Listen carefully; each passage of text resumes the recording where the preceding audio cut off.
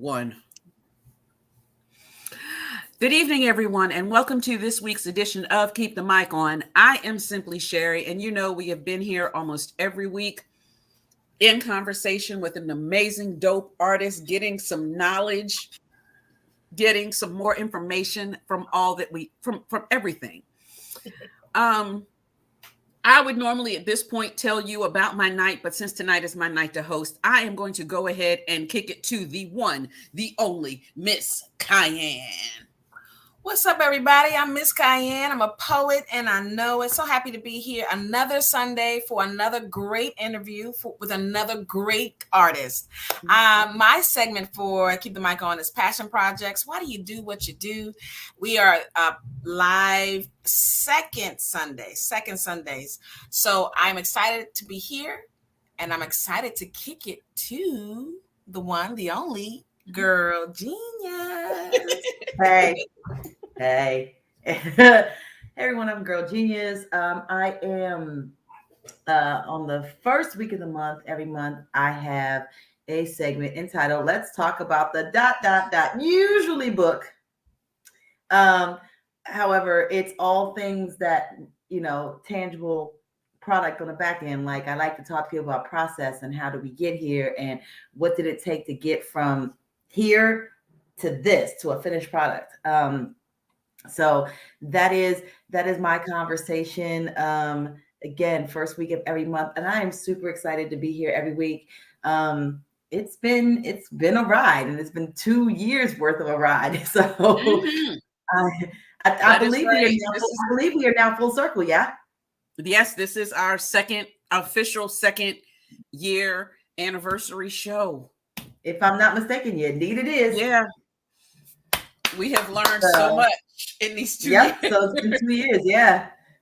So again, happy to be here, excited about tonight. Always excited about, I say this every week, but I promise you it's always the truth. Like I'm excited about tonight's guest. So I am going to stop talking and pass it to the woman above me. It's above me now. One of my favorite people poets, and that would be Kaniki J. So funny. It's above me now. It's above me now. Y'all got to Google that. That is hilarious. Okay. This is a perfect time for me to tell your mama and them and all your friends that we are live right now. You need to like, follow, subscribe, and stop keeping it to yourself. Every week is a masterclass. I didn't say it. Y'all said it. Every week is a masterclass, and I'm sure this week will be no different. If you would like to support us, because we volunteer our times and everybody that comes on volunteers their time as well. However, these platforms are not free. So if you are enjoying this, if you are considering this a masterclass, if this is your first time, welcome. If this is your second, third, fourth time, welcome back. Please support us financially. We have a Patreon and we have a Cash App, and it's Keep the Mic On. So do that for us so we can keep the mic on. Yeah, so I am Kaniki Jakarta, the first Black Poet Laureate of Alexandria, Virginia. My night is called Poets and Platforms, where I interview poets who have platforms for the arts. It's always amazing. I am looking forward to this entire month because they be booking some good people. That's all I'm saying. I'm looking forward to learn about what this person is doing tonight. Our awesome special guest. Let me just say, I would like to give a shout out. Today is Sherry's night.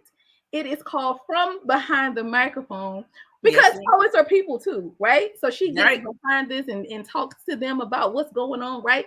But today is a special day because today is her birthday and she decided to come on live with us. So I want everybody to shout her out on Facebook, everybody to shout her out in the comments because she could be doing something for her life. She could be doing something, but she's a true artist to say, I'm still going to host because she could have canceled, went to do her own thing, but she decided to be here with us. So thank you very much for doing that for us, Simply Sherry. And there is nothing simple about her. So let me just introduce you to tonight's host. Thank you. Again, thank you for all the kind birthday wishes. I received so many, and some have definitely brought tears and definitely touched my heart. And I truly appreciate this and everyone. And I don't know where else I would be, because I truly did not make any plans today, but my day filled up. It was really a weird thing, but that's another story for another day. We're not here to talk about me. I do want to say happy anniversary to the Keep the Mic On collective and show, because, we've been doing it for 2 years. We've gotten better, stronger, faster in these 2 years. So I'm really happy to be here. So at this point, I'm going to exit my wonderful host off screen.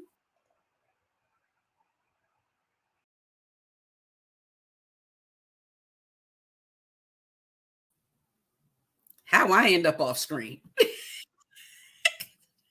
I don't know how I ended up off screen, but it's cool. It's cool. Tonight, I bring you a poet that I met, and I just recently saw the picture again. I met her at Third Eye Thursdays in Baltimore approximately 7 years ago. And she blew me away back then. And every time I bring her down to feature, every time I see her, she blows me away again and again. Originally from Bridgeport, Connecticut, Colin is a multidisciplinary Haitian American artist hailing from New York City's capital region. Fueled by a Pan-African, womanist, and social justice lens, as well as a passion for cultivating spaces for stories, healing, and community. She aims to inspire, empower, educate through poetry, painting, and performance. She is the author of Dreaming in Kreyol, and I've probably pronounced that wrong. She will correct me. And a limited print collection titled Said the Swing to the Hoop. She is also a Cave Canem, VONA, VONA, and New York State Writers Institute Fellow with degrees in English and Africana Studies. In 2019, she was honored as the Resourceful Woman of the Year in the Arts by the YWCA of the Greater Capital Region, and one of the collaborative creatives under 40. She's been featured on PBS, NPR, as well as shows nationally and abroad. In her rare spare time, she eats pistachio ice cream and visits used bookstores and thinks of many ways to change the world. Hey, Danielle, how are you? Hey. I'm doing all right. Happy birthday. Thank you. I am going to exit off screen so everyone can hear how amazing you are. This poem is called A Drop in the Ocean. And we're going to talk about it, so I don't want to preface it, but there is a stanza from a Maya Angelou poem called Alone that I want to read first, and then I'll read the poem. The stanza from Maya Angelou's poem is lying, thinking, last night, how to find my soul a home where water is not thirsty. When quiet still saturates the air in the early morning, I feel all the remnants of a fight in my body. I open the curtains wide, let the light in. Sometimes I am my mother's child, a strong Black woman holding the day by its throat. But for this small voice, lying, thinking, I can't do it all. I am afraid how fragile the body crumbles under tight lungs, or yesterday's news of bodies like mine. I don't know if it was out of need or out of habit that I prayed for strength when I went to bed last night. And I don't remember the first time someone called me strong, whether it was a compliment or training for how to be a Black woman. This body came with no instructions. Every day I find a new ache. Every poem is an exercise on how to find my soul a home with permission to break, to curl into, to cry, to throw rage against the walls, to be a full moon and empty craters, a field of lavender tilting its neck in the breeze. That kind of strength that ain't got to be strong all the time. I'd be a drop in an ocean where water is not thirsty. Poem. Thank you. Y'all see why I have her on this show, y'all. Y'all see why I have her on this show. Good God, Danielle. D, every time I hear you, you get better. Like, how is this possible? I mean, that's the point, right? Like, we should Right. always be growing. The stuff that I wrote when I was 18 is a far cry from what I write now. You know what I mean? I mean, but be improving whatever the thing is. But I just saw you last month. I just saw you in January.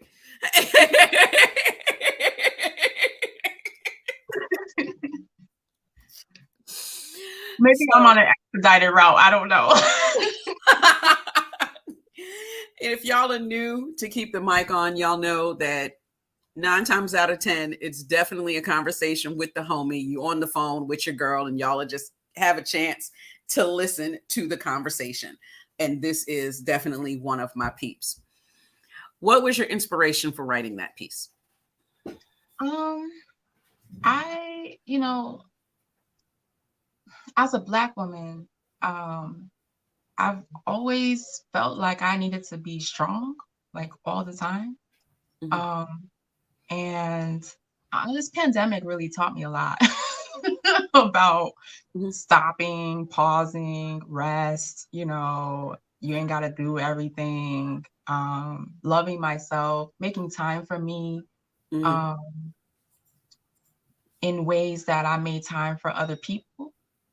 And it wasn't always reciprocated, or, you know what I mean? It's just like, why do I feel this need that I have to carry all of it? Like, I don't have to carry all of it. And, I always like to write things that kind of push against what we accept as normal.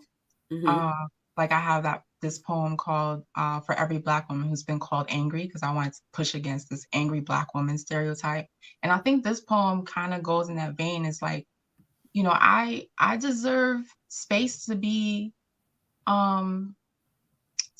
soft and gentle, and I need space for rest, and I don't have to, you know what I mean? I don't have to carry the world on my shoulders. I don't. And it's okay, and if I don't do it, somebody's gonna do it. It's, it's not always on me, so that's where that poem comes from. Now, since we have been out of the heart of the pandemic, I've stopped asking this question, but I'm going to ask it now. How were you practicing self-care during what I will call the height of the quarantine? I started reading books off of my bookshelf. I also, I recently got a therapist, because that's good too. We need therapy sometimes, and you need to talk things out. I've also just been going back to doing things that I do as a full-time artist, and just trying some things for fun. Like, I'm not writing this for a competition. I'm not writing this for a show. I'm not painting this to put in a gallery. I'm just creating, and having fun with it and seeing where it goes. That really helped me through. I fell down the stairs. That's a whole other story. But I fell down the stairs, and I've been in physical therapy twice a week since January. And I realized how much journaling and just painting whatever comes to mind just for fun really helps me physically, mentally, emotionally, just having no expectations for what the work will become later, just doing it for fun. And I feel like I lost that over time, and I'm just kind of like recovering it, reclaiming it. You know what I mean? It's just I get it. Just letting go of a lot of expectations. And baths. Hot baths have been a thing for me. During the whole pandemic, just like filling up the tub and just getting in like a bubble bath, and that's been amazing. So I think just in general when the pandemic, because I'm tall, ain't a bathtub yet. I've yet to meet the bathtub that can truly fit me, all of me, unless I'm in like one of them big jacuzzi tubs.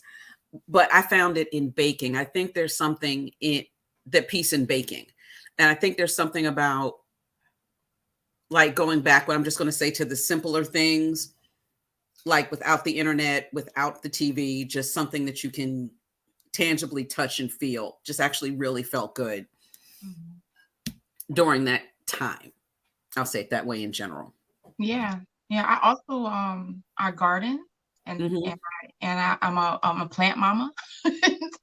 And that's really therapeutic for me too. Just like growing things from seed and just watching them grow, sitting by things that are green, and green spaces. Yeah, that has been an amazing thing to do for myself. And just to like go outside and I'm like, I'm gonna eat from what I grew. Right. That was Yeah. fun last summer. I did that. I did my first garden last summer. And yeah, eating those first tomatoes and eating my greens. Like that was the one that got me. Eating my greens. Mhm, I've mhm. got to get them planted for this year. I haven't had time to do it this year yet. It's been nuts.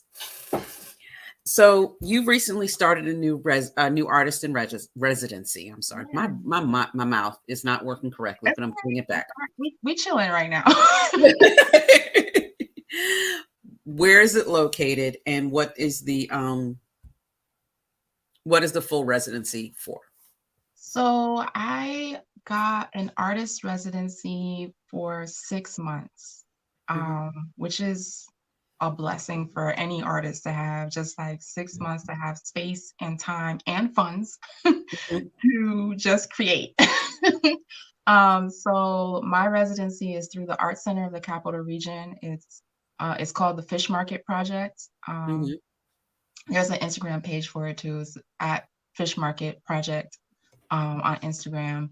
But yeah, I have 6 months to work on a collection of work, a body of work, a new body of work. So I am painting a series, and I am revisiting my second book, Set the Swing to the Hoop, and I'm kind of like going to re-release Set the Swing to the Hoop. I always had like issues with the version that came out. I had a whole like rant in my stories recently about, going back, revisiting, revising things, being more intentional about the poems that go in there, and releasing something that I feel a lot better about. But the body of work is focused on healing, which is why I'm going back to these poems. And the painting series is going to be some large scale canvas art. I'm an acrylic painter. Mhm. I'm gonna have large scale canvas art. Hopefully, have like 6 or 7 pieces completed by July when my residency is done. And so yeah, I have the space to create whatever I want. And I'm hosting my open mic Poetic Vibe in the space while I'm there. It's So I'll not- have Poetic Vibe there until July. I feel good. It's a space where I can like build community and just kind of like zone out, as an artist. That sounds like an amazing experience. Yeah. What advice, because I'm going to ask about poetic vibes, but what advice would you give to an artist that is seeking an opportunity such as that where they live? Look at the arts organizations in your area to see what they're offering. Because arts organizations offer residencies. Sometimes it's an ongoing residency. Sometimes they got some new grant money and they're offering something this year. Mhm. And apply. Like, apply for the thing. I've definitely in the past, I've had imposter syndrome and looked at something and like, oh, I don't know if I can get that. Just apply because you Mhm. never know. But yeah, look at arts organizations and see what they have available for a residency. The other thing I will say too is that how we plan vacations, Mhm. you can plan your own artist residency. I'm just saying. I learned Explain. I learned that Maya Angelou used to rent hotel rooms and she'd Mhm. go there for a week and write, or however long she wanted to stay and write. I have done things where like I go to an Airbnb for a weekend and I'm just out the house. I pay for Mhm. the Airbnb and I write. I know there's like a monetary challenge there, but you could also ask people, hey, I want to create this experience for myself. could you help? and people want to see artists succeed. You know what I'm saying? Like, Right. They do. People want to support artists. Like, let people support you. Mhm. So that there's applying to residencies, and I feel like, you can also just take that into your own hands and empower yourself. Mhm. Create that experience for yourself, because it's really just setting time aside to work on what you're trying to put out into the world. Being intentional with the time you set aside. Yeah, definitely. That's, I'm going to I have to marinate on that, because I've definitely been thinking in recent weeks of just running away from home. Like, that's what I always call it. I'm just going to run away from home. But you're right. If I do it with intention to write or to work in one of my other creative pursuits, it would probably work out well for me, as well as decompression. Yeah, and that, that's your artist self-care. Take your inner artist out. Your inner artist is like, hello, like, can I get some love? Like, right. Good point. Yeah. Good point. Very good point. Very good point. So, we're going to talk about, I'm curious about writing. And I know this question would probably come from Danielle's, Girl Geniuses, segment, but I'm curious, because one of my issues when I sit down to write a new piece, a new poem, no matter what type of writing I'm doing, business writing or creative writing, I tend to write, and then while I'm writing the next sentence, I'm editing the last one. No matter how. Yeah. So my question to you is, are you able to write an entire piece before you go back and edit, or are you doing the same thing I'm doing? Yeah. You see my face? I'm like, what is that? Yeah. I definitely don't write a whole poem. I always go back to the top. I read it out loud. I get a sense of how it sounds when it's like, said out loud. Wait a second. Hold on 1 second. I need the audience to see Girl Genius's face right now.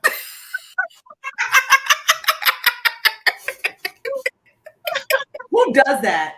Which part of it? And doesn't edit? No. Who does that? Not me. No. No. What I'm saying is that I will write 3 sentences. I'll be in the middle of the 4th sentence and go back to rewrite the first one. Ma'am. Do you see these scratch marks on this? Do you see this? Yes, that happens. That was from yesterday. Do you see That's this? how the brain works. You hate to see it, but it does what it does. I hate it for myself. All right, Girl Genius, I'll bring you back later. Yeah, I don't know. I got book pages that got scribbles on them. There's words in the margins. There's like a line through a line. You know what I mean? I'm circling things. I'm like pointing arrows, like move this line up, put this at the bottom. Like, there's just, I feel like a poet who writes on the page, they're creating a poem on the page. If it doesn't look like a treasure map at the end, something ain't right. Wow. So the question is, do you physically write, or do you word process type? I physically write. Okay. And then I put it on my laptop. I physically write because when I type, it's so easy to just press backspace, and then I forget stuff that I want to get back. So sometimes I'm like, oh man, I deleted that, but now it's working, but it's gone and I can't retrieve it. So right. I like to write on a page because everything stays there. I don't scratch things all the way out. Like, I want to be able to see what it is I crossed out, just in case I want to put it back in. And then when I type, that's when I can edit, because not everything on the page, the physical page, is going to go on the document on my computer, So. Okay, that makes sense. That's why, trust me, I think that's the first time I've asked that question in the 2 years I've been doing this. So but it just felt interesting to me in that moment. I had a question I was going to follow up with. What do you do with your lines that don't fit, but you know that they are very good? Like, I know this line is dope. It just doesn't fit this piece. That's a whole new poem. You got to stuff for writing prompts. You know what I'm saying? Like, do you keep them in a file, or you just leave them on the page? Okay. Yep. And sometimes it turns into a whole new poem. Sometimes it, I'll shelve it for a little while, come back to it a lot later, and then it rings differently to me the next time I come back to it. So, but yeah, you got yourself another poem. Maybe even a haiku. You never know. Maybe it's supposed to stand by itself. Yeah. Message. Let the one-liners. Sometimes a one-sentence poem is a poem. Yeah, exactly. And sometimes a line you come up with, no matter how dope it is, no matter where you drop it in, try to drop it in, it does not belong. But its place in your canon of poetry will eventually make itself known. Yes. Yeah. Yeah. Let the language, let the poems lead the way. We don't have to force the art. It'll tell us what to do. It'll definitely catch up with you. My next question I want to talk to you about is poetic vibes. How long has this open mic been running in Troy? I started Poetic Vibe in 2016. And it was at a venue called Troy Kitchen. Troy Kitchen was this restaurant, had different food vendors in there and a stage and just really dope space, community space. And I did Poetic Vibe every single Monday. Every single, except for I don't know why, but a lot of Mondays are holidays. So there was some holidays that I didn't have Poetic Vibe. But every Monday for 5 years. Oh, wow. Yeah, I stopped every Monday. I think it was September or October of last year. And I was like, I'm going on break, y'all. I have a break. See what I'm saying? I started believing in breaks and things. And so anyway. Because during the pandemic, you moved it online. I did. I moved it online. You moved it on Zoom. On Zoom. And I was doing it every Monday on Zoom. And that became, I just needed a rest from Zoom. And everything, the whole pivot of all the things I used to do as a performer, as an actor, as anything, as a workshop teaching artist, all of that just went online. And so I was spending a lot of time in front of the screen, and I needed a break. Also, I was running for office last year, so that's probably another reason why I needed. I'm glad you brought that up. But really, this part of the conversation, I wanted to talk about Poetic Vibes, so we're going to stay there for a few more minutes. Yeah. But yeah, I've been running Poetic Vibe for that long, and now it's back. It's bi-weekly now, in person, and every third Monday I'm keeping the Zoom open for Poetic Vibe, just because I know there were some silver linings in being able to connect with people from all over the place who didn't have to travel just to make it to the open mic. And we could share poetry space together, online. So I really did love that aspect. I want to keep that for third Mondays. But yeah, it featured so many people, including you. Including me, yes. So many people, and that was a fun drive. I just saw my because when we originally scheduled for me to do it, I will say it that way, it snowed and I didn't know that I would be able to get back, so we had to rebook it for when I knew I could travel back and forth and make it without having to take too much time off work. But it's a great trip, so if anyone is ever up in the Troy, New York, Albany-ish area, definitely go up. Definitely hit up the Poetic Vibe. It's a great, great set up there. What is the challenge of running a weekly venue? I've only done monthlies? It's consistency is, I think, a big thing for any artist.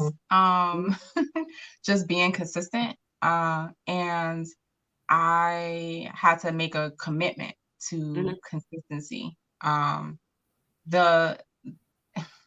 For anybody who's planning an open mic and you want to feature folks, there's a lot of back end work that people don't see. What they see is like you on stage hosting, and you know, they see the featured poet on stage, but what they don't see is the messages, you know, following up, you know, making sure this poet is going to get paid. Make sure you have funds to pay the poet. Making the flyer, putting the flyer out, making an event page, you know, all of that is, you know, the behind the scenes work that people don't typically realize. And I was doing that every week, you know what I mean? So I think the challenge was just balancing time and making sure that I stayed on top of things and stayed consistent. That is true. And again, I host 2 monthly venues now. And I still, every once in a while, I still think, oh, wait a minute, have I done everything I'm supposed to be doing for these 2 events? And Lord knows, I got the second one is coming up Friday.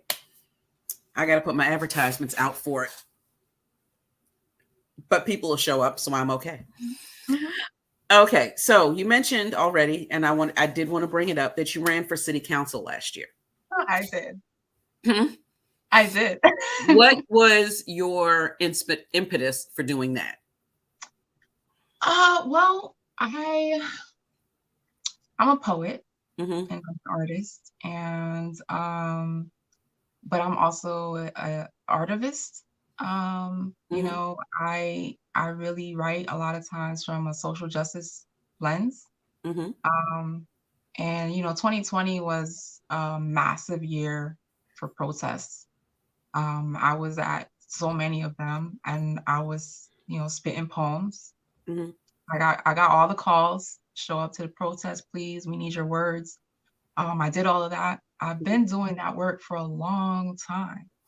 And you know, there are folks who were like, hey, nobody's running in your district.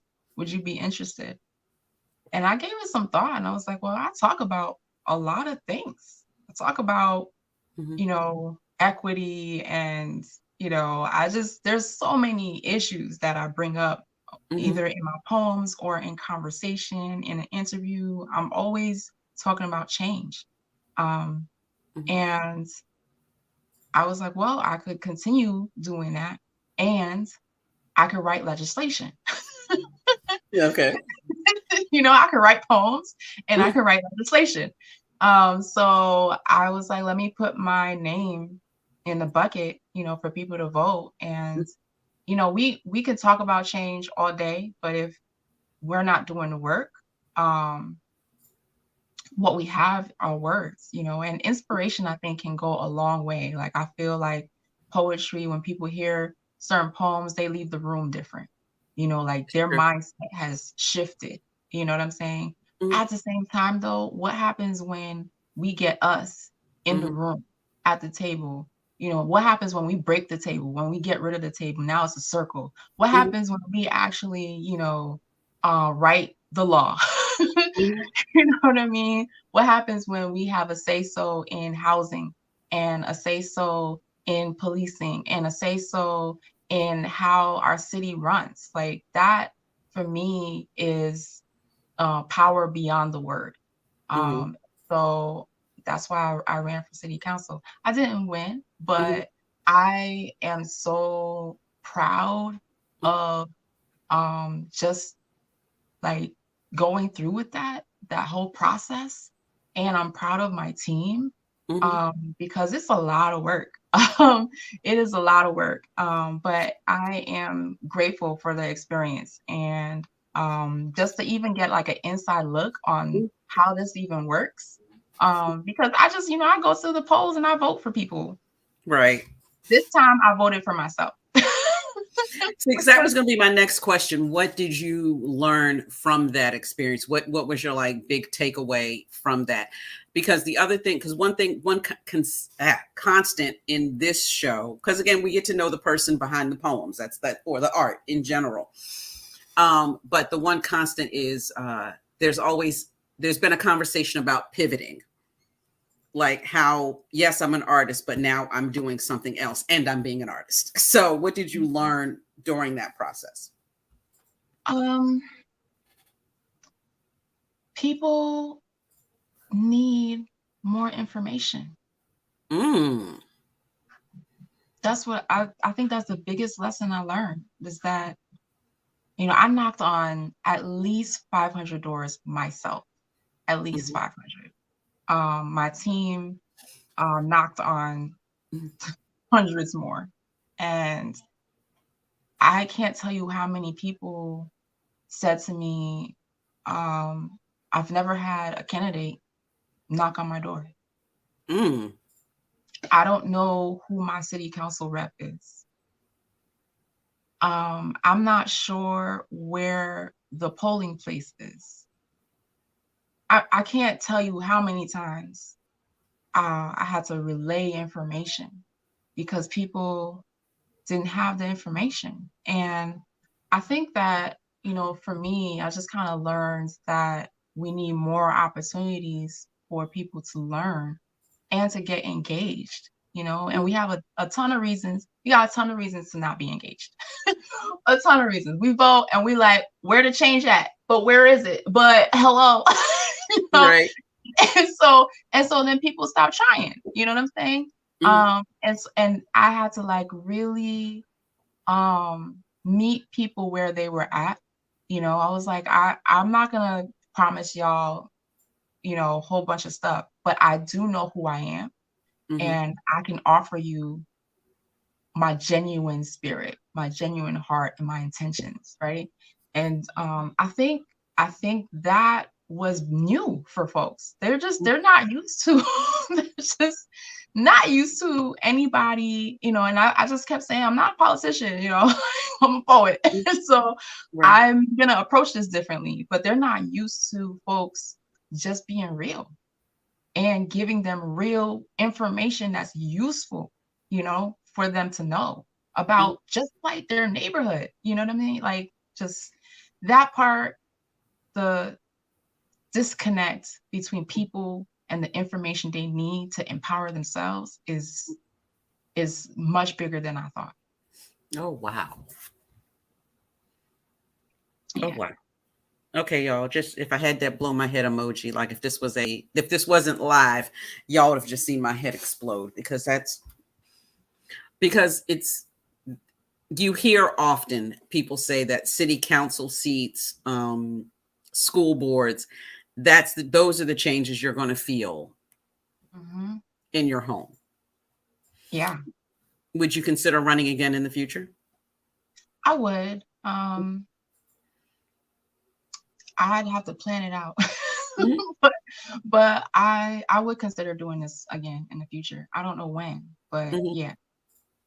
No, because there's something about the city engagement as well with your neighborhood, making sure that they know where the polling places are, even who's running. Yeah. I'll say that. Like a lot of folks didn't know who was running, I became the girl with the red glasses. You need to vote. Wow.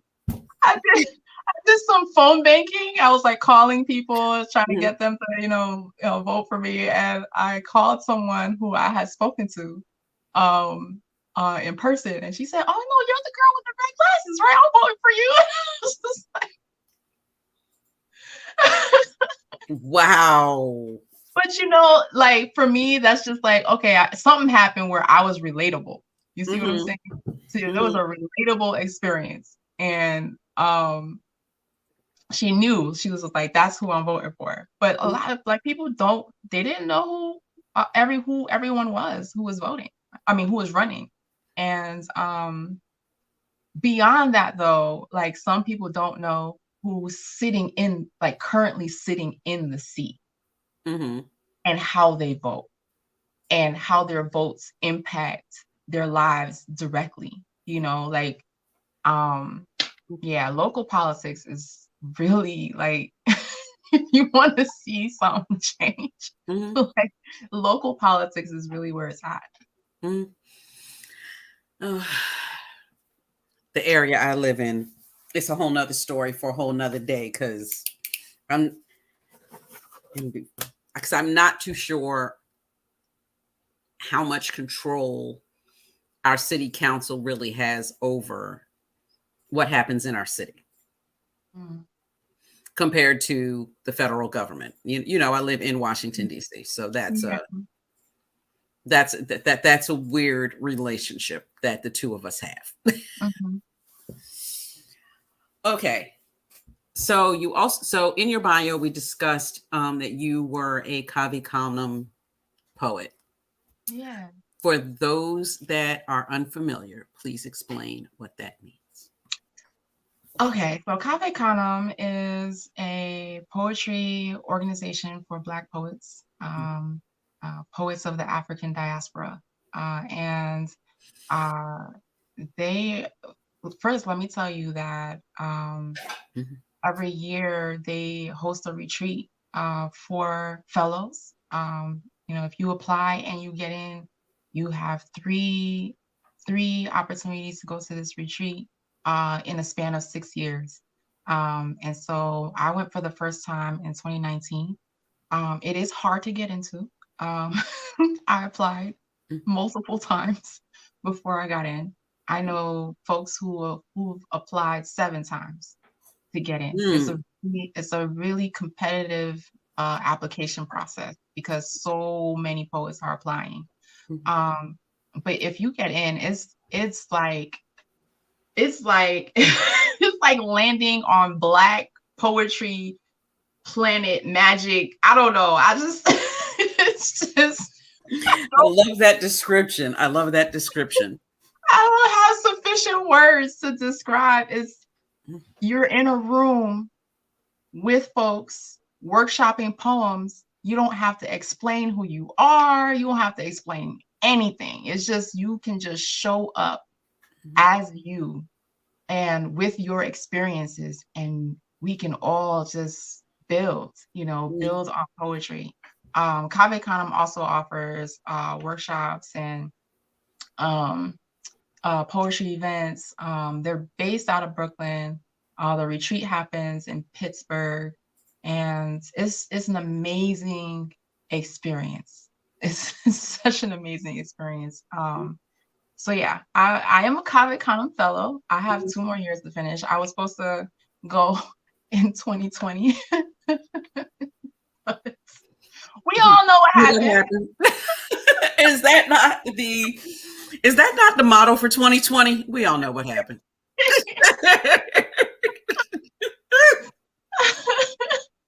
Yeah. So and I want to say that I do know a poet who applied 1 time and got in. So, hey, maybe it'll happen. You know what I mean? But yeah, it's an amazing experience. But it sounds like it's worth the effort. Yeah. If you get into Cave Canem, you'll be around spoken word poets. I mean, I don't like to separate this. I think poetry is poetry no matter what form it shows up in. But for anybody who says like page poets or spoken word poets, it's a mix of all kinds of different kinds of poets. And you'll be sharing space with National Poetry Book Award winners. You'll be sharing space with New York Times bestseller poets. and I'll tell you this story. Like the first time I went to Cave, they opened the retreat with an opening circle.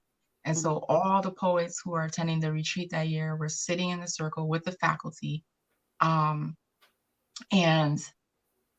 we all had to say our name and how we arrived there. And we could say, we arrived by, whatever mode of transportation, or we could also say how we arrived at Cave as a poet. Mhm. And, you know, there was a whole bunch of stories. That's how I know some people applied like 7 times to get into Cave. And sitting in the circle was Justin Philip Reed. Sitting in the circle was Elizabeth Acevedo. Mm. You know, just like sitting in the circle is Willie Perdomo as faculty. You know, I was sitting there like, I'm looking at some of the poets in the room, and they are doing things that are on my goals list Mm-hmm. to do, to get to be in whatever space that is. Like, what is it to record my book of poems for people to, anyway, you know, Right. you know, there's things that I'm aspiring to, that there are poets in the room that are there and they're here about to workshop poems. Like, I wrote comments on Justin Philip Reed's poems. What? So it's just like, what? And I'll never forget, Cornelius Eady, one of the founders of Cave, stood up in the middle of the circle, and because he must have felt the imposter syndrome creeping up in the room or something. And he said, if you're wondering, we read all your applications. Mm. We read all your applications. And if you're here, you belong here. And I was like, oh. I just got chills just saying that. I got chills hearing that. Wow. Yeah. I was done with imposter syndrome for the rest of the week. I was like, I belong here. I was done doubting myself after that. I was like, oh, okay. He read my application. Yeah. Mm. I'm gonna sit on. I have not applied for that fellowship. I'm always of a space of, I'm never too sure what is actually going on, or when I'm supposed to be applying, or when I'm supposed to be doing things, and life happens and things fall out of my brain. But that is something that it's going to stick with me, especially after an experience I had earlier today. Just briefly, there is next time you come to DC, there's a new museum in town called Planet Word. And it is a museum about language and words. And there is a section about poetry and writing. And they take you through how rhythm is used in poetry and compared to how it's used in rap. After I finished listening to just this section, I was like, okay, yeah, I'm done I retire. I'm done. I've got nothing. The whole thing was probably 10 minutes and it completely wrecked my self-image. Grant, I got it back later as the day wore on, but that frame just wrecked me. I'm like, yeah, apparently I'm just out here playing. I mean, something I really love about Patricia Smith is that she challenges herself. Even now, at her caliber, challenging herself. I have been in workshop with Patricia Smith, and she's getting as much out of the workshop that she's teaching as we are. You know, so I'm like, if somebody who you know, is well established in poetry like that, I mean, she's been a Guggenheim fellow. Just like the accolades there's a whole list, right? And she is offering herself to the challenge of trying something new and improving always. I'm like, I can do that too, like, because you know, I don't have that CV that she got. I ain't got that. Right. So and it's not even really about the CV. It's just like, you know, where do I want to go? What story do I want to tell? You know what I'm saying? Like, what story needs to come out of my body right now?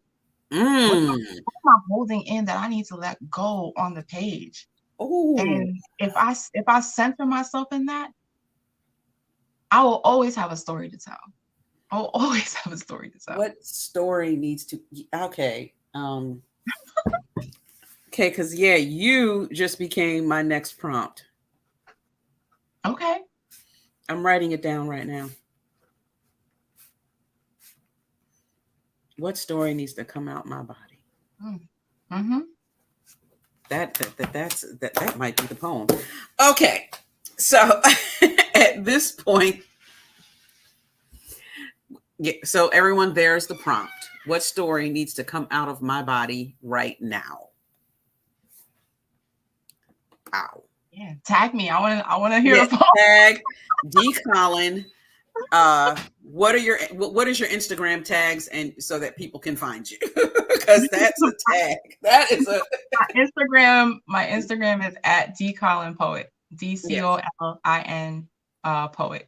Yes. So write it, tag D Colin Poet on IG. Yeah. Run that. Yeah, you'll get a tag later on tonight. Not from my poem, but from me posting out the prompt. Yeah. Okay. So we have I always end my interviews.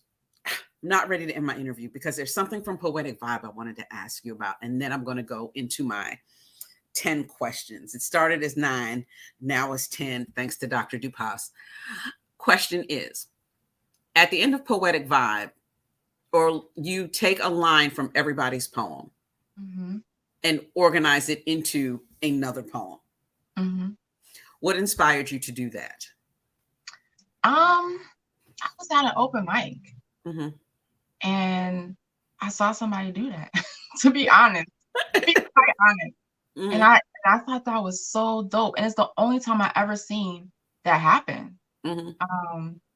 And I was like, what is that like? You know, and people have always tried to put me on the spot to like freestyle, and I just, I don't. That's not for everybody. That is not my ministry. No. I completely understand. But I wanted to challenge myself. What is it like to listen to a poem and just write down whatever I feel moved by, and see what the combination of words does on the page while I'm listening. Okay. And also, for me, it helps with my attention. Sometimes you're listening and the brain does this thing where it drifts off. This was my way of being very intentional about listening to everybody's poems. All of it, the whole poem. And I wanted to honor the open mic space. There's something about the open mic. I know we like feature poets, and I feature places and I do my set, but there is a very sacred thing about the open mic where anybody can show up and just say whatever it is that's on their mind. To just do whatever poem it is or whatever words they wrote down on a piece of paper. That space, I think, is like, I feel like it's like holy ground. It's my kind of church. It's yeah, and that's my way of honoring the open mic. Is doing that. Yeah.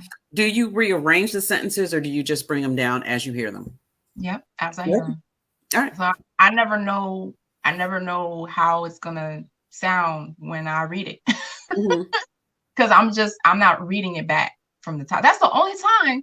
Speaking of reading from the top. Bring it full circle. Right. To bring it back to the top. I don't read from the top, because it's not about me, it's not about me at all. I'm just listening and documenting, and the way the words come together. And I don't know if people notice this, because I started to notice this over time, is that there are a lot of poems that connect. Like there's a line or there's a word or an image, and I'm like, oh, we we definitely was in the ocean 3 poems ago, and now we're in the ocean again. And it's like, how'd that happen? Oh, You know? wow. Yeah. I may try that my next open mic. I have a couple of weeks to practice. Just see what happens. Just See what happens. You're gonna be like, oh, this line reminds me of like 4 lines up. Yeah. You know? and I just write it down. And then when I read it, I'm like, oh shoot, it all flows in a way that I wasn't, you know. So now I know the magic.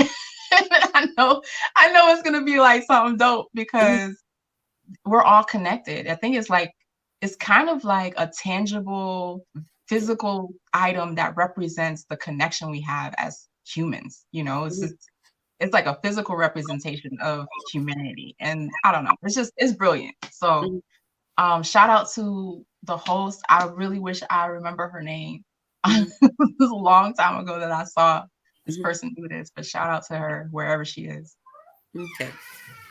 So the next part of the interview is what I call my from behind the microphone questions. This is, if you've ever watched Inside the Actor Studio, at the end, he asks all the artists, all the actors that he talks to, the same like 10 questions, just as a collection of really getting to know you and just something kind of a little bit about poetry, a little bit not. Are you ready? Okay. So tell us more about what first brought you to writing poetry. My 6th grade teacher. Wow. Okay. Yeah. We had an assignment in class. We were learning about similes and metaphors, and we had to write a poem that had both a metaphor and a simile. And so I went home racking my brain on what I could compare, because similes and metaphors are about comparison. And I was watching Boyz II Men on BET or something.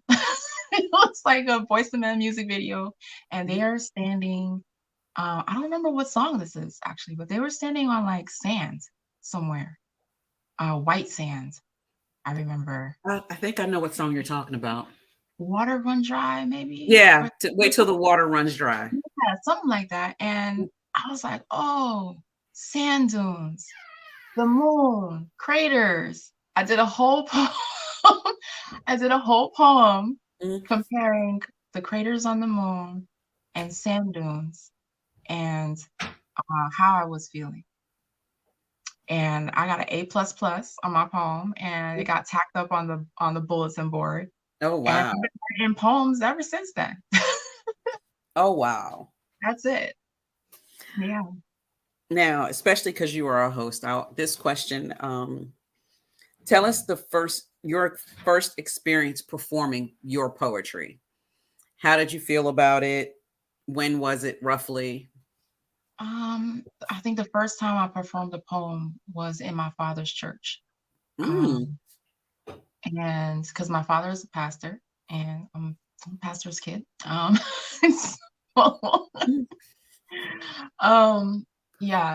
I'm trying to remember the poem though. I don't remember the poem. But it was received very well. And it was for I think Easter or something like that. I did the poem. And then we have like this event where multiple churches come and celebrate. And my dad was very good at asking me to do more things in the church. So I got asked to do a poem again, to read the same poem again. And I remember there was a music artist, Haitian gospel music artist, that used to come to our church. And after he was there that day, and he heard my poem, and he was such a big fan. And I wasn't ready for that because I was a big fan of his. I had all his tapes. You remember cassette? Boy, do I remember. But yeah, I had all his tapes, and here he was. I think I was like 13, 14 years old. And he was like, you got to keep doing this. This is amazing. And he was telling my dad, make sure she keeps, reading her poems. And I was like, wow. because he was performing all over the place, you know what I mean? And I was Right. like, what? He really thinks I should keep doing this? So I just kept doing it. I will say that the first time I performed outside Mhm. of church, like a Mhm. church setting, I was supremely nervous. See, I was about to ask you, Yeah. did the in-service performance make performing in a regular space easier or harder? I had to find myself. Definitely had to find myself outside of the pulpit, you Okay. know, because, and I remember in college, I realized how preachy my poems were. Mhm. And I was like, I don't want to be preaching at people. It's like the beginning of me Mhm. understanding that, there's an energy exchange between the stage and the audience, right? And I was like, what is it that I'm giving folks exactly? What do I want them to receive? What do I want them going home with? And this thing that you learn sometimes in the church, Right. I was like, this thing here, that can't answer the poems. Like that's just it Mhm. just can't answer the poems. So I made a commitment to myself to not do that. I also learned the art of telling my own story once Mm. the poems were outside of the church. Before, I was writing, all my poems were Jesus, Jesus, Jesus, lots of Jesus. And I'm not saying anything's wrong with that, right? But Mhm. I wasn't talking about me. And I had trauma that I Mhm. needed to write about and, heal from. And there was a lot. There's things from my childhood Mhm. and things from other experiences. And then I started getting into activism and I was just like, oh my goodness, I could write about this. And so like other stages really expanded my mind Mhm. on what it is to storytell and connect with people. Yeah. I like that. I like that. So this is it's a question about stage names and pen names. And Okay. yours is, there's a fine line between the two, and God blasted, you are right on it. So I don't know exactly how to ask the question. Do you want to know the story behind the name? Yes. So the question normally reads either you have chosen this to be your stage name, why? Or you have chosen not to use a stage name. I've done both, kind of. Right, you're right. I said there is a line here in the middle of this question that you are walking down. So I'm going to leave it open to you to discuss. Okay. So what happened was, what I was saying about in college, I was finding myself, so I was calling myself Moami Zion. Oh, wow. Yeah. I was calling myself Moami Zion. Moami was an acronym for something that I don't remember right now. So, but it was something spiritual. And Zion was the last name because that's where God was, and I was trying to reach God. It was just it was I love this story already. I love this answer already. so I was calling myself Moami Zion, and I just got introduced to slam my freshman year in college, and I felt like I needed this name. There was poets on stage; they all had these names, and I was like, oh man, I don't have a name. I need a name. So I came up with that, and I used that until I graduated, and after that, I kind of like mapped out in my head, what exactly are your writing goals? Like, what are your goals as a poet? What is it that you want to do? And I knew I wanted to publish. I knew that I wanted to publish my own book or books. I also wanted to be published in publications. And I was like, you really gonna publish under Moami Zion? Right. So I had a heart to heart. I was like, no, I don't want to publish under Moami Zion, but I also don't want to use my whole name. You know, I also was thinking, you know, what happens when I get married someday and I already published my book? I'm gonna go change all my books. Like, that's not happening. Like, you know, so the last piece of this story is that I went through a horrible relationship. So, you know, I finished college and then I went to grad school. I still don't have like a new name or anything like that. I just know that it's not Moami Zion anymore. And I get to grad school and I'm in this, like, it's the worst relationship I've ever had in my life. And it was a lot of trauma that I had to heal from. And at the end of that relationship, like, I'm so grateful that I'm alive, that, you know, it's just, but at the end of that relationship, I decided to radically love myself. And what that meant was reaching down into the things that I didn't love about myself and loving on those things the most. So I stopped straightening my hair because I used to think I was ugly with natural hair and all, you know, all the things. So I was straightening my hair for long. So I just stopped straightening my hair. So that was me loving on me.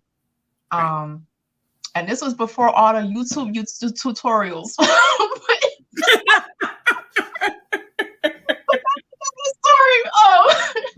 But yeah, I decided to really love on me. And the other thing was my middle name is Colin. And I didn't like my middle name growing up. I used to never share with people what my middle name was because Colin is a boy's name. And there's some definitions of Colin where it means boy.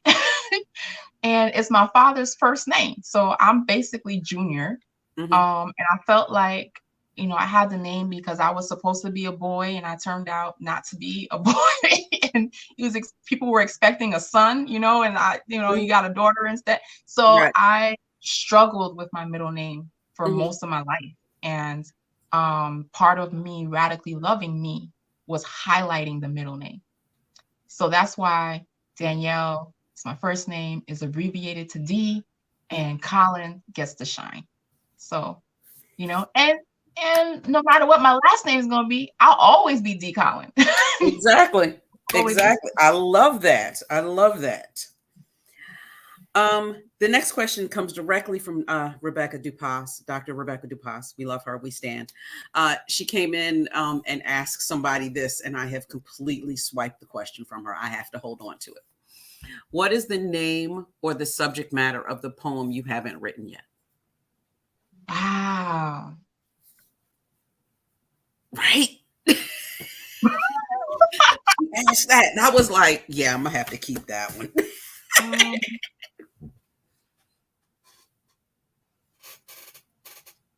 I know what it is. I'm just afraid to say it out loud. Okay. But I know what it is. What I will say is that it is, I don't know, it's something about the flow of this conversation.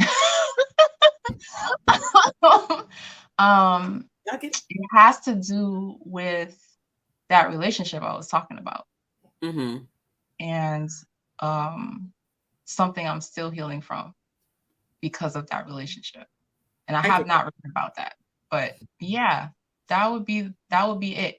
But what I will also say is that Audre Lorde has this quote where she says, "What is the worst that could happen if I tell this truth?"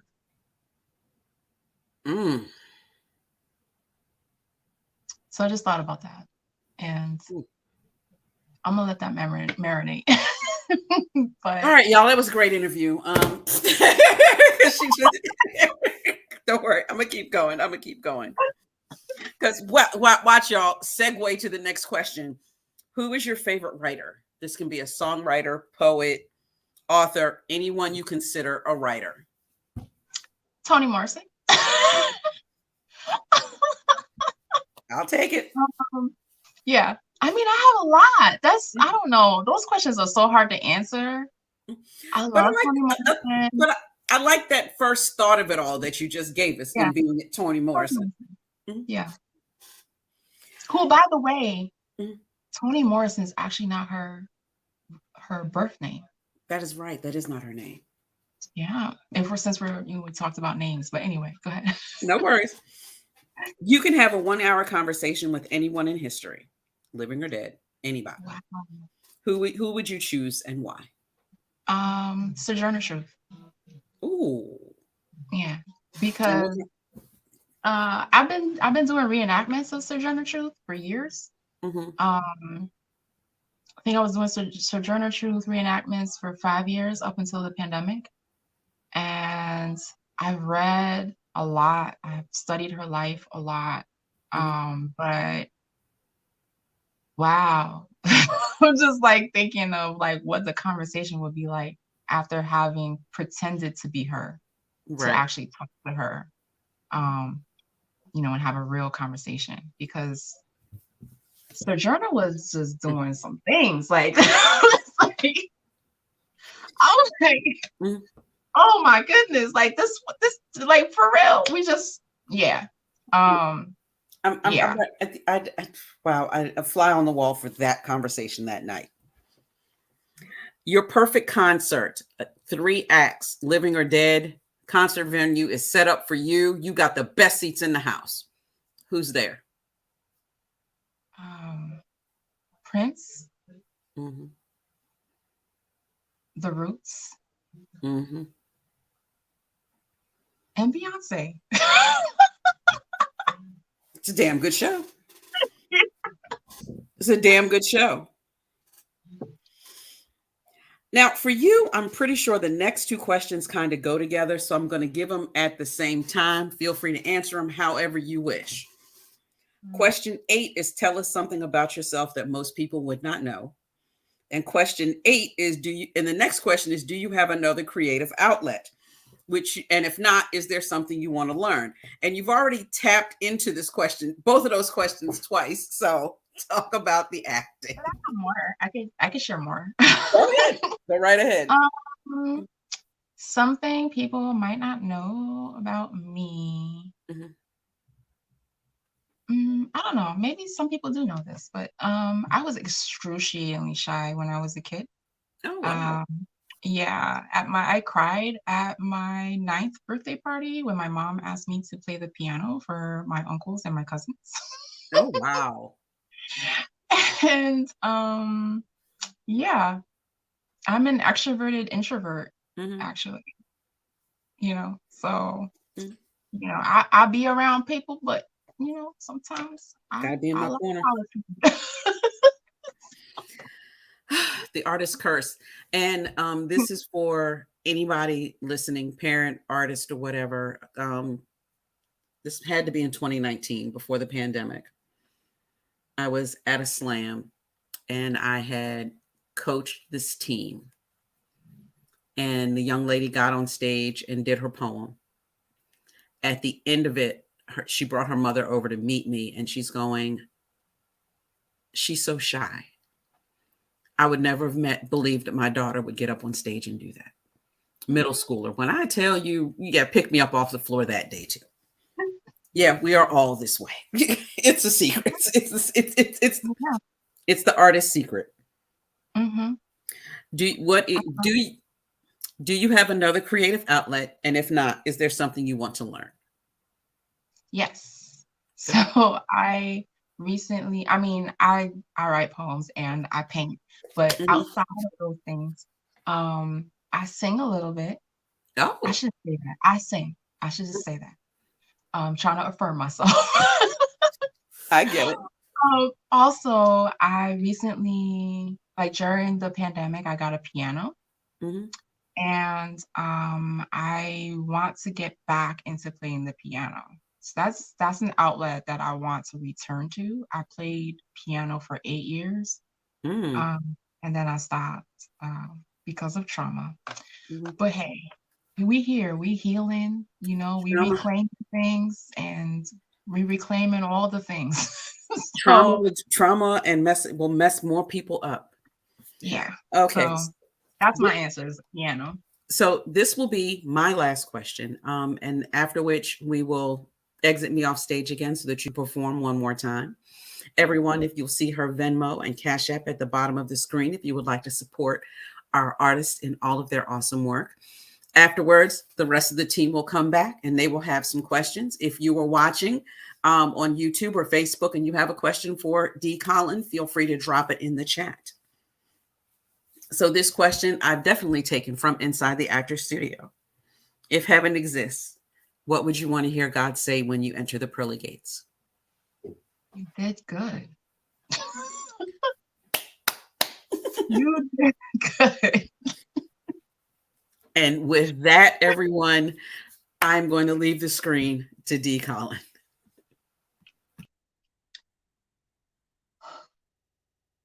Okay.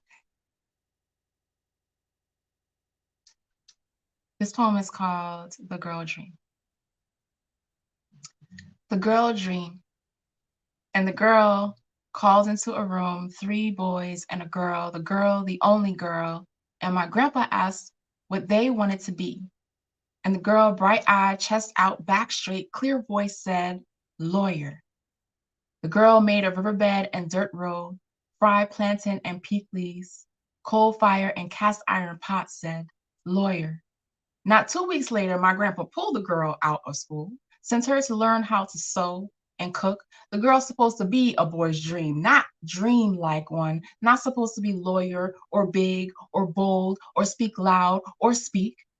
The girl skipped sewing class, used pocket change from gun tiso to buy fresco and watch people walk on Shedimas without anyone knowing. The girl, a protest. The girl still dreaming in view of the presidential palace. The girl becomes a woman, becomes a wife, becomes my mother. My mother carries 3 girls and a boy, like the tethered, like a reckoning. I am the only child to survive the terrain of her womb, the only girl, the only dream left. My mother, immigrant, my mother, night school and wrestling Kreyol on her tongue. My mother, lover of coconut flesh and peanut brittle. My mother, loud. My mother, sacrifice. My mother, first lady of the church. My mother, housekeeper for a living. My mother, mathematician, making $1 out of angud, less than 15 cents. And one day, she taught me a lesson in a white woman's bathroom, pointed to the toilet she just cleaned, said this job in particular and overall is not for you, says you could be a lawyer. Translation, be a lawyer. Translation, does not matter that you are a girl. Translation, I am her dream, carved out her stomach from her cooked hands, aged from fire and bleach, her back a wall crumbling, her kidneys passing stones, the weight of all her deprivation, a field of hives on her skin, a sting piercing back. Thank you. In honor of Women's Month and my mom. I hope you enjoyed that poem. Ooh. Ooh. That was amazing. Thank you. That was a whole history lesson. Mm-hmm. Could have been a whole movie. Could have been. Amen. Yeah. Amen. Powerful. This is mama's life. Yeah. Oh, wow. Oof. I love it. So, well, speaking of mamas, let me just jump in. Speaking of mamas, let me shout out my mama. I shout her out every week. She joins us every week. So shout out to my mama. Which leads me to my first question to you. Mm-hmm. So my mama is the person that I call when something happens. She is my person. Like the first person I want to tell something to. This happened, child. Let me tell you, this is my person. I'm gonna call you my mama. Who is your person? My fiance. Your fiance. You better shout out your fiance. Newly engaged. Robert Cooper. We got engaged last September. Mm-hmm. Wow. Yeah. Congratulations. Congratulations. Thank you. So has being in being engaged, have you found yourself wanting to write more love poetry? You know, I think I'm still healing from stuff. And I don't know what it is. These love poems are the most challenging work for me. But I did write a love poem that I think is like the love poem of all love poems for him. Yay. Because it was from this prompt that like made me go there. It was a Patricia Smith prompt. Just made me go there and dig deep. And I don't think I've ever read this poem without my voice cracking, or I've never read this poem without at least one person in the audience crying. Wow. So I don't have many of them, but the ones that I do have are full of all the love. Yes, I definitely would like to hear that. Mhm. Let me ask you one last question. And I don't even know how to ask it, but I remember first coming on the scene into DC, the DMV area, and I remember doing a lot of spiritual based poetry, right? And I remember being coined as, you know, I don't think they said like a Christian poet, like a Christian poet, right? Mhm. Do you think something's wrong with that? Like, No. Okay, so but do you think if somebody coins you like a Christian poet, does it make you does it put you in the box of not being able to do other type of poetry? Because you talked about how you changed, you wrote about Jesus all the time, and you needed to write about something else, right? You need to write about yourself. So do you think if you do those types of poems, it boxes you in and you can't do other types? I don't think so. 'Cause I've still done poems in the church. You know, that's not the only place I'm doing poems. Right. So, for me, I think it's a box when I only limit myself to that, you know, and this is the only thing I can write about. It's the only place where I can share poems. Like, that's a box for me. Yeah. Right. I should be able to say, you know, tell my story. And I don't think that should like take away from my faith or what I believe or who I am. This is what I also feel like, you know, if we're really being genuine about our relationship with God, right?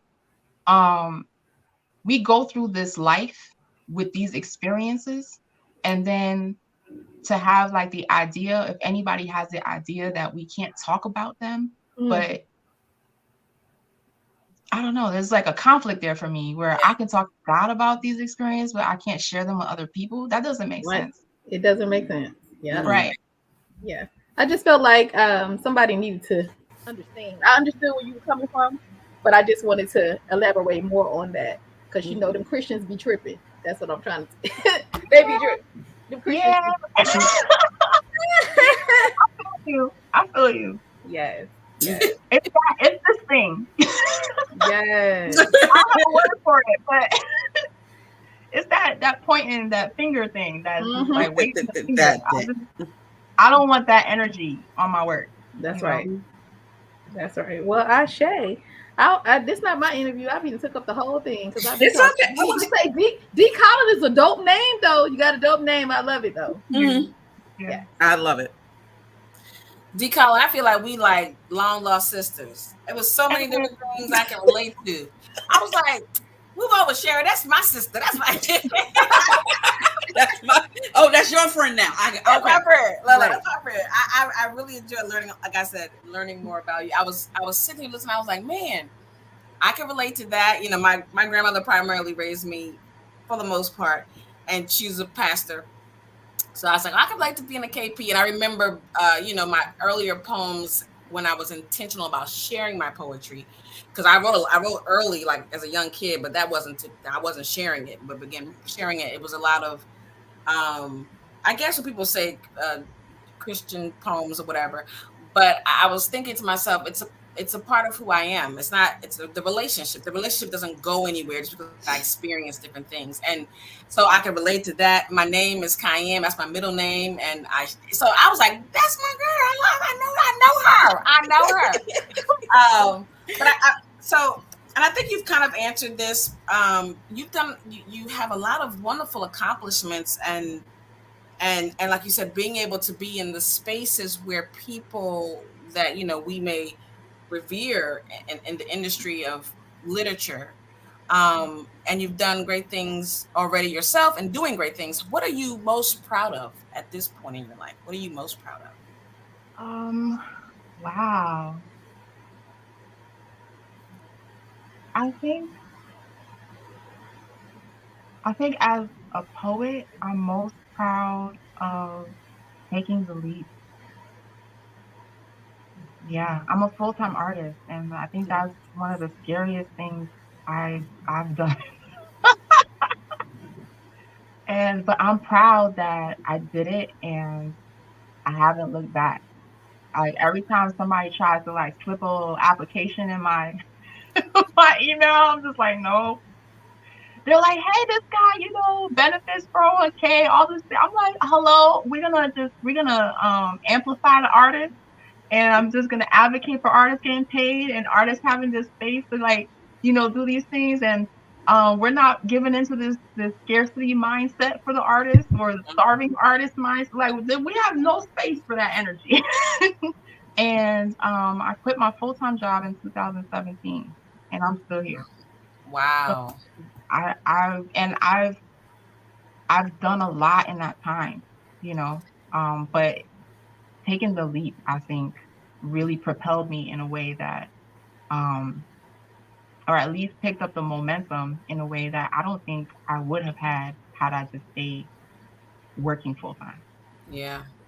You touched on something now, and I'm going to bring in our male partner member who's usually not part of the main interview in a moment. I have noticed personally since since outside became open and we all got off punishment, that's a joke, people. That there has been more opportunities, more just work available for poets and artists. Are you seeing the same thing in Troy? Okay. Yeah. I mean, when the pandemic first hit, the panini, the Pandora, the panorama, the March and April were rough because I was getting all these notifications, messages, emails. This is canceled. This is postponed. This is how I make my living, right? So just like I remember posting on Facebook like, I don't know, y'all, all my stuff is canceled. I don't know. Here's my Cash App and my Venmo. I don't know, I don't know how to make this work. And so I had to go like the rest of the world. We had to like figure out how to do what we were doing, but in a new way.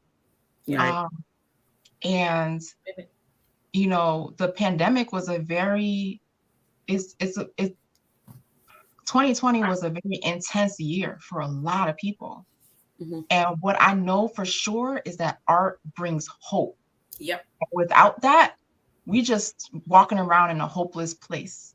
So I think that kind of environment, people are hungry for hope, like they're hungry for like spaces where they can feel inspired, where they could, heal from a lot of different things. And I don't know, if you don't have hope, like what do you really have? Like you have no purpose to keep going on anything, without hope. And that's just how art operates, you know what I'm saying? So I think in that sense, people were like, yo, let's not leave the artists behind. We need them. Right. I agree. We need them right now. And they need us, you know what I'm saying? So I did see like, opportunities where artists, poets, they could apply for like emergency grants, and people were just doing gigs and they were putting them online instead of in person and just figuring it out. I played Sojourner Truth in a play with a mask on during the pandemic. Yep. I mean, people just got creative on how to produce art. Right. We need art, I don't think as a society overall we value it as much as we should, but we need art,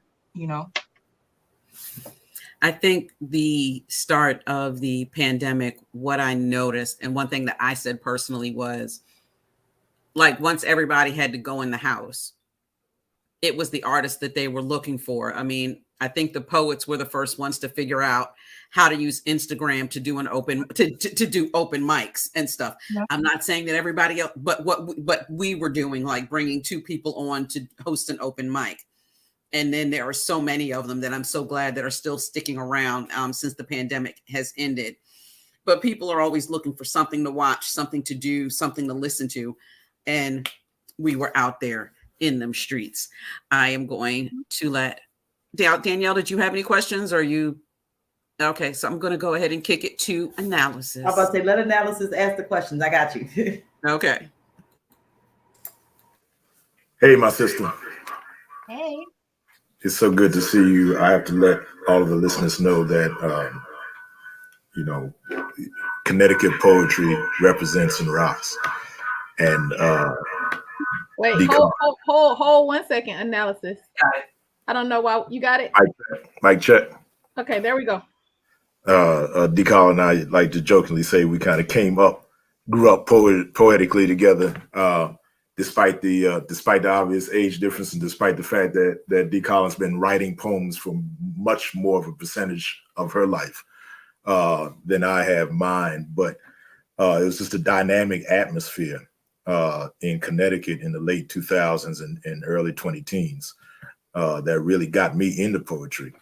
And certainly the camaraderie with Colin and others was just a crucial, foundational part of my development. And so it's always good to see the Connecticut poets doing the damn thing, even if much of the public thinks about other cities in terms of New York or LA, or even, of course, my own Baltimore. But Connecticut poetry for me is foundational.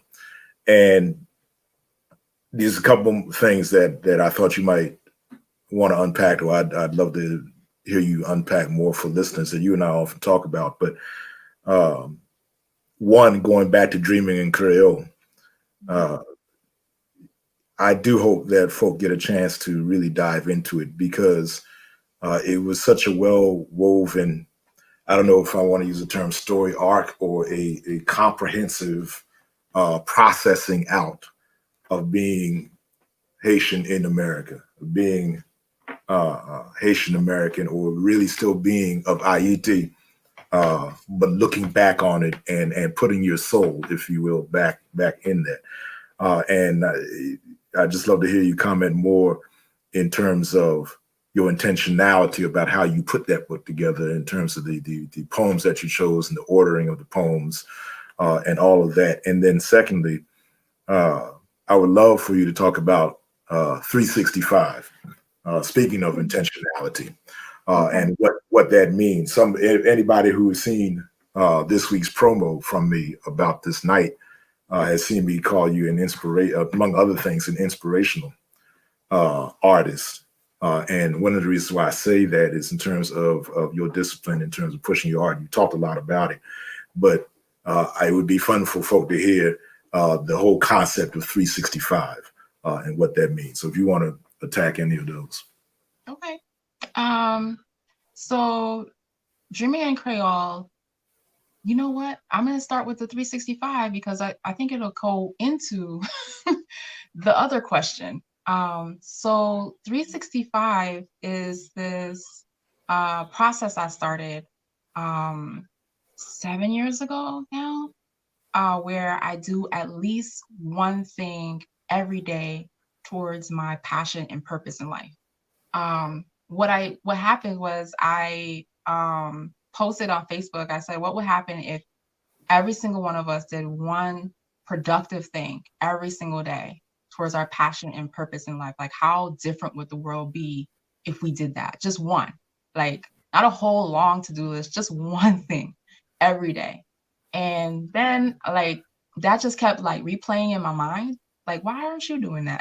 Like, you asking people, but why aren't you doing that? So I chose a regular day. I chose December 2nd. I was very intentional about it not being my birthday and not being New Year's Day, because I had done New Year's resolutions before. And then by February, the stuff happens. So I chose December 2nd, and I tracked it on social media, and I was like, okay, this is my goal. My goal was to become a full-time artist. That was the big goal. And I was going to do one thing every single day towards becoming a full-time artist. Now, one of the goals as doing that was I wanted to publish a book. That was on my list. There was a lot of things on my list. I wanted to go on tour. I ended up going on tour in the UK. Like I did more in 5 years doing 365 than I had done the 10 years prior in service of my dream. So now it's just like, it's a kind of a part of me. And I've revamped it to, I'm turning 40 next year. So I was just like, okay, I want to do like a whole other 365 based on me turning 40. But when I was writing Dreaming in Kreyol, that was part of one of the goals that I had towards becoming a full-time artist. And picking the poems was really just about looking at my catalog of poems. What poems have I been writing, performing thus far, and how do I group them? And when I did that, most of the poems that I had were about Haiti. So I was like, okay, let me lean into this and see where it takes me. Let me talk about my culture, my heritage, what it's like to, be Haitian here in the United States. Being first generation born to Haitian immigrants here, so and then also I was going back and forth to Haiti, and that helped inform a lot of the writing as well. So I opened the book with a reflection of my trip to Haiti in 2010 for my grandfather's funeral. That was also the same year that there was a massive earthquake that January in Haiti. And I went for my grandfather's funeral 6 months after the earthquake. And you couldn't have told me it was 6 months later. I would have thought it happened the day before we landed, for how the capital of Haiti looked, for the things that I remembered as a child of seeing as a child in Haiti. Those things were gone. The presidential palace was just like, I had never seen anything like it. There was tents everywhere. And then, I went back again in 2014, and there were still tents. And so during the process of these years, I had realized this is where my heart is right now, and I need to put this work out. I also, because I love Toni Morrison. Toni Morrison has a quote where she said, if there is a book that you want to read, that I'm going to butcher the quote, but if there's a book that you want to read that hasn't been written yet, then you should write it. And that was the book. Dreaming in Kreyol was the book of poetry that I had never seen before. So I'd seen fiction. I read a lot of Edwidge Danticat, but I'd never seen any poems like what I was trying to write. And I wanted to read those. So I had that quote like plastered up on my wall until I got that book out. So yeah, that was the process for Dreaming in Kreyol.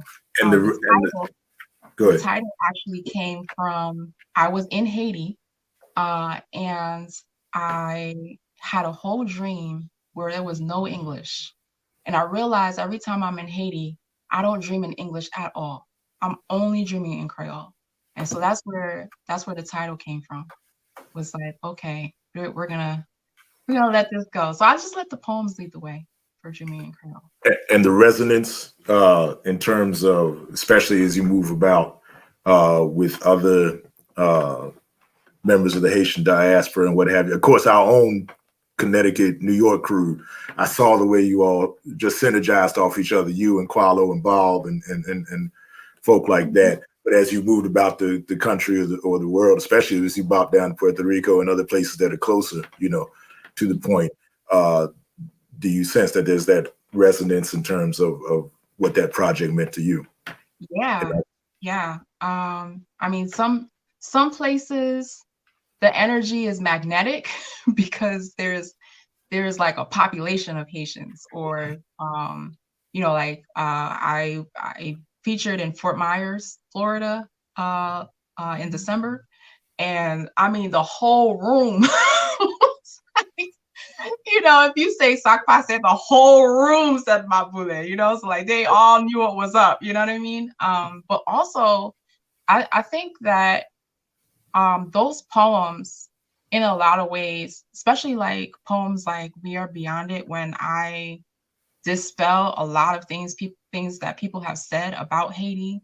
You know, like every time Haiti's in the news, all we hear is how poor it is. You know, but there's so much more about Haiti. Like there's history that we don't, like, y'all should know. there's beauty in Haiti that we should know about. And so that poem, I think, has resonated a lot with, you know, all kinds of audiences, because we're not taught, you know, we're not taught those things, right? Like, it's just like, I really wanted to honor the history. And Haiti has been suffering for its revolutionary history ever since. So I was just like, let's back this up. Let's clarify some things, right? But yeah, I think every audience has taken something from Jimmy and Kreyol that they can relate to. That's awesome. Much respect. Thank you. All right, Danielle, are you ready to release the last question of the night? Okay. I am. It is the hardest question you will answer all evening. I promise. So I'm gonna start with let's just to recap the four of us. The segments are let's talk about the book, passion projects, poets and platforms, and then of course the one you're on, which is From Behind the Microphone. So now that you have done this show, who do you think would make a great guest on this show? Like, who is the person you would like for us to get on here? Who would you like? Whose brain would you like to pick? Or would you like us to pick, rather? Oh, wow. That is hard.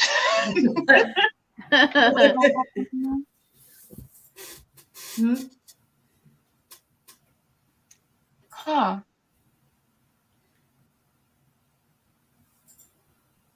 Wow. For any segment, you can name more than one person.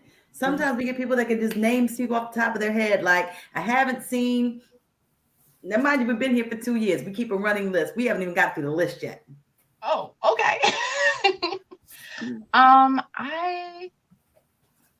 You know, maybe because I just saw her, but Lyrical Faith, I think, would be really dope. Yeah, because she's out here doing her thing. We didn't have Lyrical Faith already. We have not had her here yet. No. Oh, you know what? We 13 featured her. I just saw her. Yeah, that's what it was. Yeah. We have not had her on this show. We haven't had her on this show yet. Okay. No, we have not. It would be kind of cool to have she and I went to the same school. So wow. Yeah. Yeah, she's out here doing her thing. And I have some names in my head, but I don't know like what space they're in right now. Right. So there's that too, you know. So well, you ask them and you email us and tell That's us. it. That's it. Ask them and email us. Us an email. We can do that. All right. Well, everyone in the room, I would like please to give a round of applause to our special invited guest this evening, G. Colin. Make sure you visit her website. Yes. Get a copy of her book, which I know is still out there and available. Probably get a copy at Red Emma's. If not, Ken will tell us where to get it. I'm so happy you made time for us. Made space for us this evening. We really appreciate it. We will be back next Sunday with Poets and Platforms. Yay. Kaniki, and our special guest next week. Our special guest is Elisha, and believe me, you don't want to miss Leash. Trust.